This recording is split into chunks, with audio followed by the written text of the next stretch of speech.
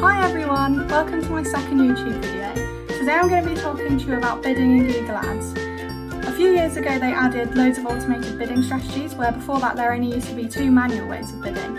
And if you haven't worked in Google Ads it's really confusing to get a grasp of, so I'm going to be taking you through all of the bid strategies one by one, and I'll even include a few of my top tips into how to optimise towards these bid strategies.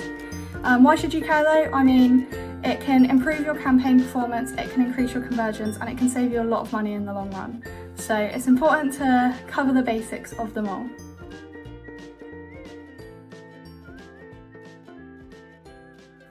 So there used to only be 2 ways of bidding, which were both manual.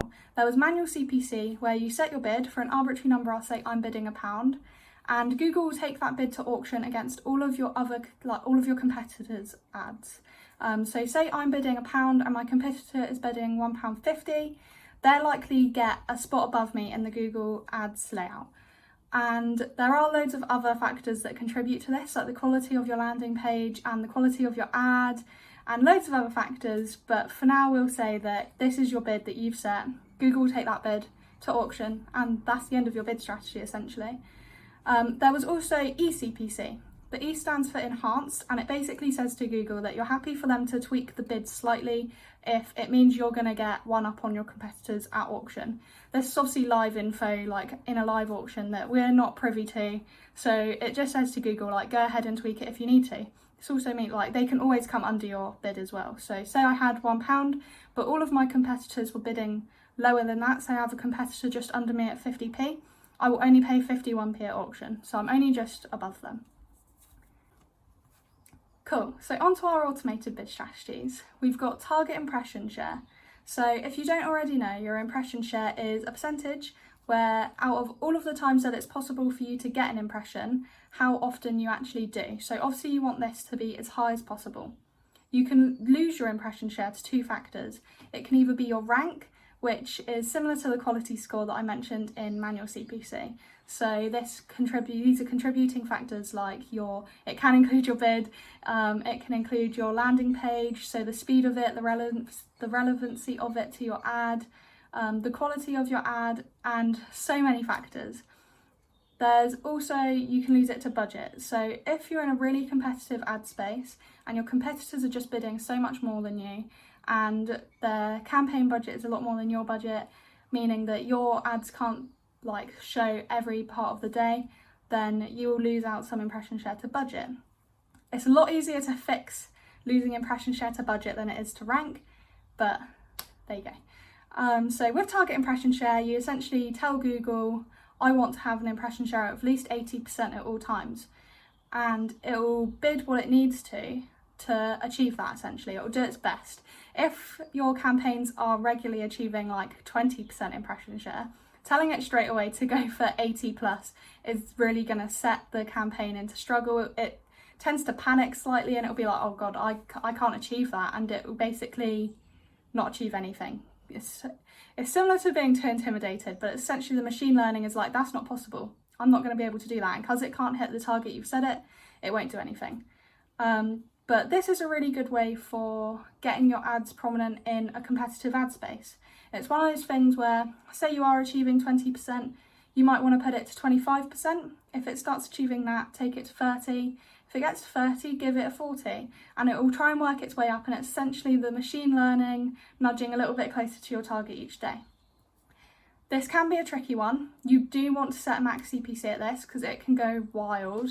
If say you only have a £10 budget per day, you don't want much more than £1 on your CPC, or you're only going to be getting 10 clicks a day, and you've got to make it last the whole day as well. So essentially there's a lot that needs to go into thinking about implementing this bid strategy.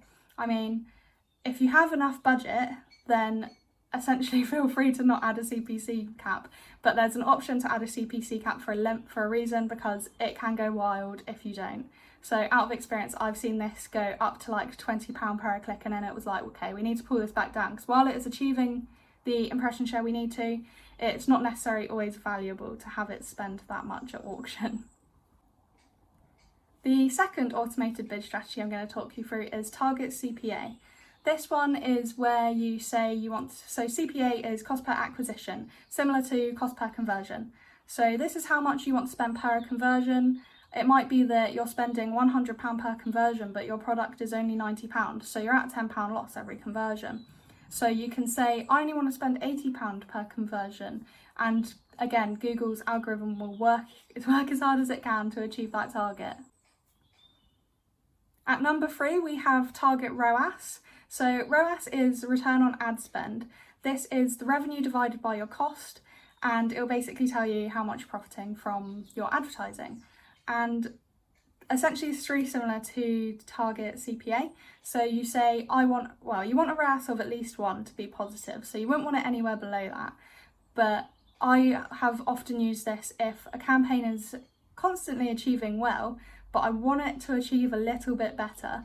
So you can say, actually target a ROAS of 3 if it's already achieving a ROAS of 2.8. It's just nudging it a little bit closer, just a little bit more. This also works really well if your advertising is achieving a ROAS of 0.8 and you're like, this is a negative return, I need at least a 1. So you say, okay, go for 1. And once it gets to 1, you can go, okay, go 1.2. So it's another easing it into doing slightly better over time. And these are things that wouldn't be necessarily possible with manual CPC. There's a lot that goes on behind the scenes that we don't know about. And Google knows a lot more about its audience than we ever will. We get quite a lot of data, but definitely not that much. So Google will be able to take this all into consideration, and essentially in auction, a ROAS is made off of a positive return. So if it doesn't think this person's going to convert or get you any revenue, it won't show the ad to them. It'll be like, this person's got a history of not converting, so they won't get an ad this time.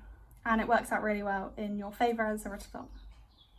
We've also got maximise clicks. So this one's pretty simple. You basically put it on maximise clicks. Again, you can add a CPC limit. So you can say definitely don't go above this price. It might every now and then go a little bit over. I find the automated bidding strategies can be a little bit cheeky in doing that, but essentially it won't go miles over it, and it will basically just try and get as many clicks as it can in your budget. Then we've got maximise conversion value. So this is basically the bid strategy you want to use if you've got a lot of products that are converting, but you've got half of them are really low revenue and half of them are decent revenue. And you basically want to prefer the decent revenue ones. This will try and get you as much revenue from your conversions as it can. So maximise conversion value. And this is a great one. If you've already got the conversions coming in, this is a good one to test for your thing. It will basically prefer your higher value products, your ads that generally have a higher average order value off the back of them. And yeah, so that's the one. If you've already got the conversions but you want to boost the revenue and the average order value, go for maximise conversion value. So the final bid strategy I'm going to talk to you about today is maximise conversions. This is one I use really frequently and I love to use on my e-commerce clients. I've seen it work wonders in some campaigns. So essentially this is really similar to maximise clicks, where you have your campaign budget and it will try and get as many conversions as it can within it. One thing I'd caveat is that the machine learning sort of needs to have a stream of steady conversions already coming in to build off of. So I always sort of work off the rule that I want 15 conversions at least in the last 30 days before I apply this bid strategy. I never really go head first into this bid strategy. If you're coming off of a automated manual bid strategy, don't go straight for maximise conversions. I'd always ease it in from max clicks first, because I think max clicks, the additional traffic, if you're holding a consistent conversion rate, should boost the conversions anyway. And once you've got these steady conversions coming in, you've already got the ball rolling. All maximise conversion is doing is pushing the ball down a hill to speed it up essentially. As I said, I love this, especially for my e-commerce clients.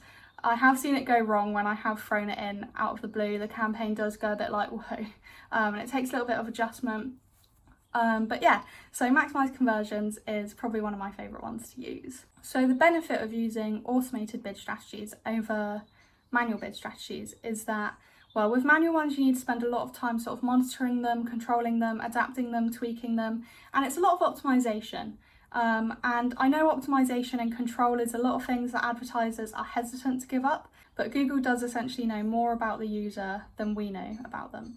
they have so much information into the background and the other searches of these users than we could ever even imagine. So this is one of those things where it's probably better to give up a little bit of control, because you will see the performance improve in most cases. I've seen very few cases recently where manual bidding is better than automated bidding. One thing is that you do need to watch automated bidding as well. As I said, Google can go a little bit wacky with it, especially in terms of CPCs. It's almost like letting a child loose in a room with a crayon and expecting them not to draw on the walls, is the way I always explain it to my clients. To summary, using automated bid strategies, I feel, will definitely save you money, likely increase your conversions, and almost definitely improve your campaign performance. There's obviously different bid strategies are better for different types of campaigns. I know we use target impression share a lot for some of our brand campaigns, because if you've got a lot of competitors bidding on your brand, you obviously want to scale them off a little bit, and you want your top place on brand. You don't want those competitors achieving their goal of stealing all your traffic. So that's really good in that situation. Maximise conversions is good if you've already got a lot of conversions coming in, but you just want a little bit more. Target CPA is good if you want to bring your cost per conversion down slightly. So all I have to say off the back of that is thank you so much for watching my video. I'll see you again in 2 weeks. Please like and subscribe. And if you have any questions, send them my way. I'd love to answer them. Thank you. Bye.